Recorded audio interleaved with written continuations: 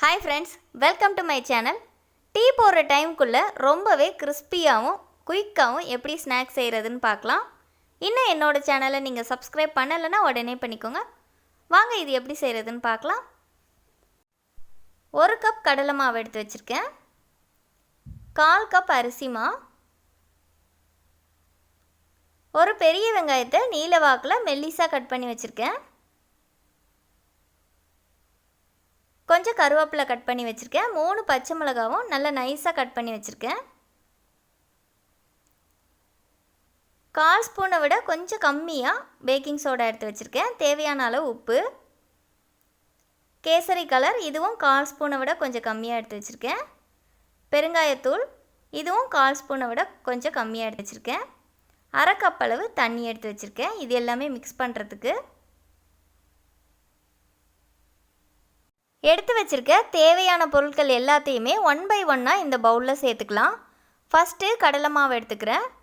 அடுத்தது அரிசி மாவும் சேர்த்துக்கிறேன். கட் பண்ணி வச்சுருக்கிற பச்சை மிளகாவும் கருவேப்பிலையும் நான் இதோடு சேர்த்துக்கிறேன். உங்களுக்கு பச்சை மிளகா வேண்டான்னா நீங்கள் தனி மிளகாத்தூள் கூட சேர்த்துக்கலாம். இல்லைனா 2லேயும் பாதி பாதியாக கூட சேர்த்துக்கலாம். பெருங்காய பொடி சேர்த்துக்கிட்டேன். கேசரி கலரும் இதோடு சேர்த்துக்கிறேன்.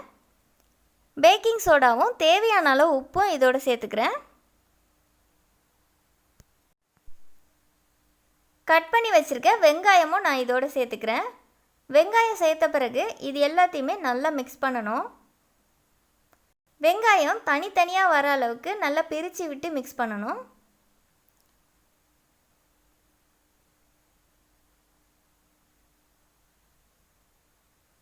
கிட்டத்தட்ட பக்கோடா ரெசிபியும் இதே மாதிரி தான். நான் ஏற்கனவே பக்கோடா ரெசிபி அப்லோட் பண்ணியிருக்கேன். அதோட லிங்க்கை டிஸ்கிரிப்ஷனில் கொடுக்குறேன், வேணும்னா செக் பண்ணிக்கோங்க. நல்லா சூடாக இருக்கிற எண்ணெயை 1/4 குழிக்கரண்டி சேர்த்துக்கிறேன். எண்ணெய் ரொம்ப சூடாக இருக்கணும், ஆறி இருக்கக்கூடாது.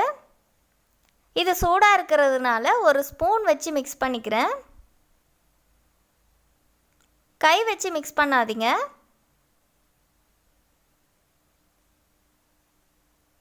நல்லா மிக்ஸ் பண்ணியாச்சு. இப்போ 1/2 கப் அளவு தண்ணி எடுத்து வச்சுருந்தேன். அதை கொஞ்சம் கொஞ்சமாக சேர்த்து பிசைய போகிறேன்.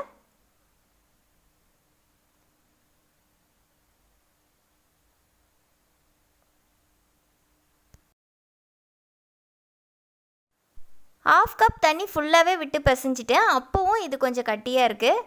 அதனால் 2 டேபிள் ஸ்பூன் தண்ணி எக்ஸ்ட்ராவாக விட்டு இதை பிசைஞ்சிக்கிறேன். இந்த மாவு பிசையும் போது ரொம்ப கெட்டியாகவும் இல்லாமல் ரொம்ப இலகலாகவும் இல்லாமல் பிசைங்க. ரொம்ப கெட்டியாக இருந்துச்சுன்னா ஹார்டாக இருக்கும். ரொம்ப இலகலாக இருந்துச்சுன்னா நிறைய எண்ணெய் குடிச்சிரும், நல்லாவே இருக்காது. கையில் எடுத்து இப்படி விடும்போது லேசாக வர மாதிரி பார்த்துக்கோங்க. கடாயில் ஃப்ரை பண்ணுற அளவுக்கு எண்ணெய் ஊற்றிக்கணும்.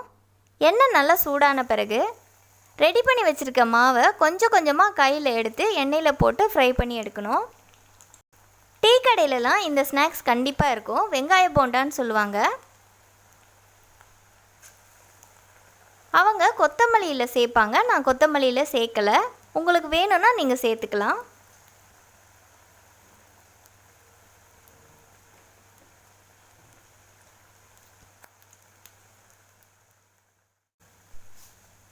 ரெண்டு பக்கமும் திருப்பி விட்டு நல்லா ஃப்ரை பண்ணி எடுக்கணும். இதில் பேக்கிங் சோடா சேர்த்துருக்கிறதுனால நல்லா புஷ்ஷுன்னு பெருசாக வரும்.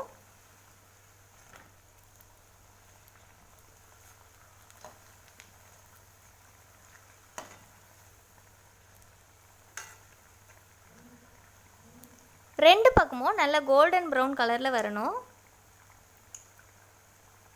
ஹை ஃப்ளேமில் வச்சு ஃப்ரை பண்ணக்கூடாது, மீடியம் ஃப்ளேம்லேயே வைங்க.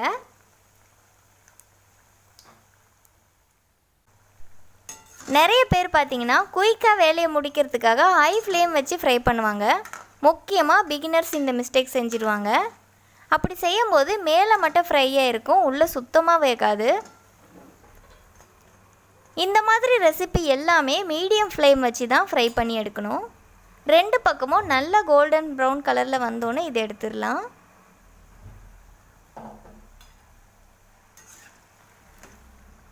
நல்லா ஃப்ரை ஆகிடுச்சு பாருங்கள். கலரெல்லாம் நல்லா சேஞ்ச் ஆகிருக்கு. இப்போ இதை எடுத்துடலாம். இதுக்கு தேங்காய் சட்னி அரைச்சி வச்சிங்கன்னா ரொம்பவே சூப்பராக இருக்கும். மாவு பிசையும் போது மட்டும் ரொம்ப கவனமாக இருங்க. நான் சொன்ன அளவு கரெக்டாக இருந்துச்சு. நீங்கள் ரொம்ப இலகலாக மாவு பிசைஞ்சிட்டிங்கன்னா எண்ணெய் குடிச்சிடும். பிகினர்ஸ்க்கு கண்டிப்பாக இந்த ரெசிபி யூஸ்ஃபுல்லாக இருக்கும். நீங்களும் உங்கள் வீட்டில் ட்ரை பண்ணி பார்த்துட்டு எனக்கு கமெண்ட்ஸில் சொல்லுங்கள். இந்த வீடியோ உங்களுக்கு பிடிச்சிருந்தா லைக் பண்ணுங்கள், ஷேர் பண்ணுங்கள். மறக்காமல் என்னோட சேனலுக்கு சப்ஸ்கிரைப் பண்ணுங்கள். தேங்க்யூ.